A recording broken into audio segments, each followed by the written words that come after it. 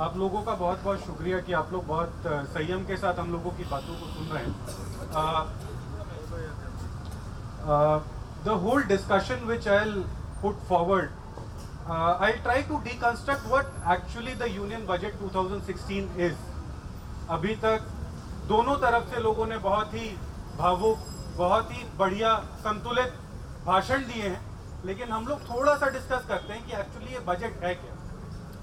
As soon as Jaitley ji budget का भाषण अपना देके निकले, उन्होंने कहा कि मैंने ये इंस्पिरेशन डॉक्टर मनमोहन सिंह के 91 के लिबरलाइजेशन के बजट से ली, और इसीलिए आज इस बजट को मैं देश के उस गरीब, उस किसान को समर्पित करता हूं जिसने इस देश की अर्थव्यवस्था को बनाने में बहुत बड़ा रोल प्ले किया.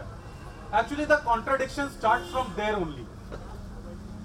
The whole budget is centered around foreign investment and, as Professor Gowda said, hope. Sir, the speech was going on, but sorry, Neeraj sir, actually he just has some got urgent work. He's so we can. Thank you for coming today, sir.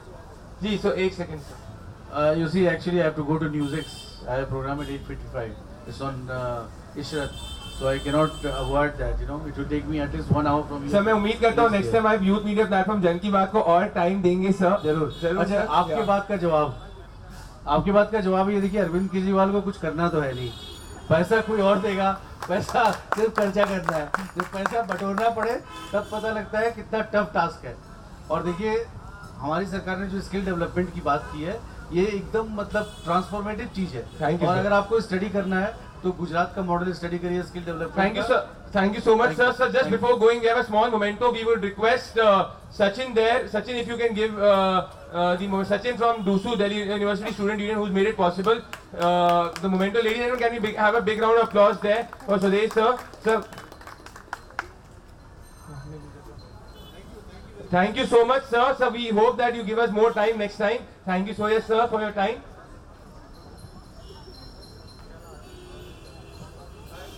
Sorry, Neeraj sir, for that interruption. You can start the whole thing again. After you can take over. Thank you. Yeah, you get 6 minutes. That's fine.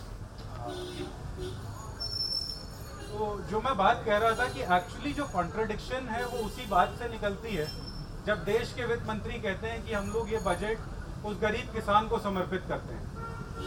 The state in which the economy of this country is right now, we are highly dependent on foreign investment, which these people opposed a few years back. We are praying to the monsoon gods, as explained by Professor Gowda. ये बड़ी ही हास्यास्पद स्थिति है. जब इस देश की economy दूसरों के दिए हुए चंदे पे चलेगी तो आप कैसे उस किसान का भला करेंगे. ये भी वही एक जुमला है जिस तरीके से मोदी जी ने 2014 के लोकसभा चुनाव में दिया. इस बजट की अगर बारीकी देखें तो ये लोग करना क्या चाह रहे हैं. सारी कहानी जो है ये आपकी जेब से पैसा निकालने की कहानी है. ये आपको बजट का बेनिफिट देने के अलावा ये आपके ईपीएफ अकाउंट्स के ऊपर टैक्सेशन की बात करते हैं.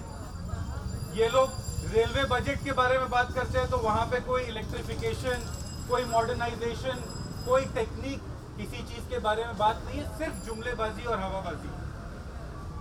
आप लोगों को 15 लाख देने की भी बात की थी, लेकिन आज टैक्स दे के आप लोगों के ईपीएफ का पैसा भी आपसे छीन रहे हैं. थोड़ा सा मैं इसको रेलवे बजट की तरफ भी लेके जाना चाहूंगा कि how the railway budget has progressed in the last 2 years. This year's railway budget was merely an accounting exercise. इन लोगों ने किया ज्यादा कुछ नहीं. इन लोगों ने सिर्फ उसकी अकाउंटेबिलिटी असाइन करने की कोशिश की, लेकिन उसमें हुआ क्या कि लास्ट 2 साल के अंदर टिकट का किराया 18.55% बढ़ गया. जो पिछले बजट में इन लोगों ने अनाउंस नहीं किया था, सेम इस बजट में भी नहीं किया. हो सकता है महीने 2 महीने बाद फिर हो जाए. प्लेटफॉर्म टिकट 100% बढ़ गए. जो पहले 5 रुपए का टिकट था वो 10 रुपए का हो गया. कैंसिलेशन पे 100% तक का आपको जुर्माना लगने लगा.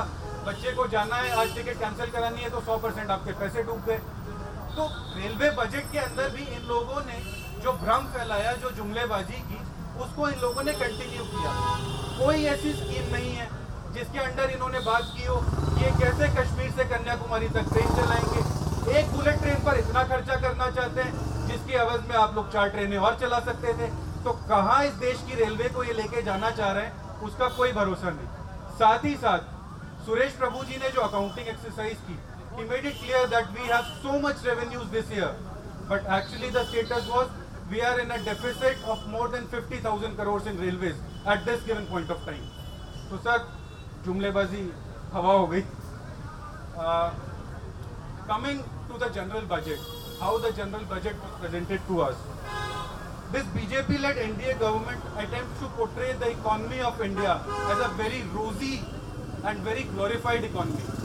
But the situation is, we are highly dependent on foreign investment. And with the state of economy the world is facing at this point of time, we hardly expect these people will get any investment. There is a fact check for this. From last year, there is a decrease in 14% investment in India. अगर आपके यहाँ पे 14% का investment decrease हुआ है तो आप कैसे जन कल्याण की चीजों को चला सकते हैं? इनडायरेक्ट टैक्सेशन में इन लोगों ने 0.5% का कृषि CSS बढ़ा दिया। इससे पहले स्वच्छ भारत CSS बढ़ाया था। वो पैसा कहाँ जाएगा, किसके पास जाएगा, उसके ऊपर कोई अकाउंटेबिलिटी नहीं है। साकेत भाई ने बहुत अच्छी बात की। इन लोगों ने इंक्यूबेशन सेंटर का प्रावधान रखा है इस बजट के अंदर, जहाँ 1000 करोड़ का बजट ये लोग अलॉट कर रहे हैं। लेकिन उस बजट की अकाउंटेबिलिटी कौन तय करेगा? इनको इस देश की डेमोक्रेसी और कॉन्स्टिट्यूशन में तो भरोसा नहीं। JNU जैसे संस्थान को ये बंद करना चाहते हैं, दिल्ली यूनिवर्सिटी के अंदर ये भगवाकरण करना चाहते हैं। उसके बाद ये लोग चाहते हैं कि वहाँ पे 1000 करोड़ के बजट की अकाउंटेबिलिटी वो सरकार रखे। तो वो भी एक उसी तरीके की बात है जिस तरीके की मोदी जी 2014 के चुनाव से करते आ रहे हैं।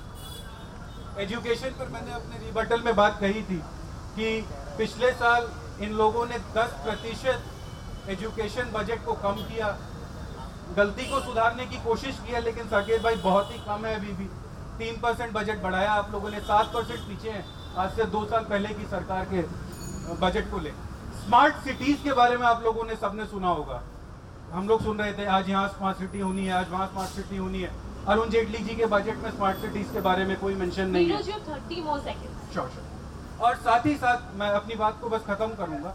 इन लोगों ने जिस तरीके से मनरेगा और आधार कार्ड पर यू टर्न लिया, मोदी जी ने अपने ग्लोरीफाइड भाषण में सदन के पटल पर कहा कि मैं तो इसको इसलिए रखना चाहता हूं मनरेगा को कि मैं यूपीए की कमी दिखा सकूं। लेकिन 2016 के बजट को प्रस्तुत करते हुए भारत के वित्त मंत्री अरुण जेटली कहते हैं कि आज तक के भारत के इतिहास में सबसे अच्छी कोई स्कीम आई तो वो मनरेगा थी। धन्यवाद।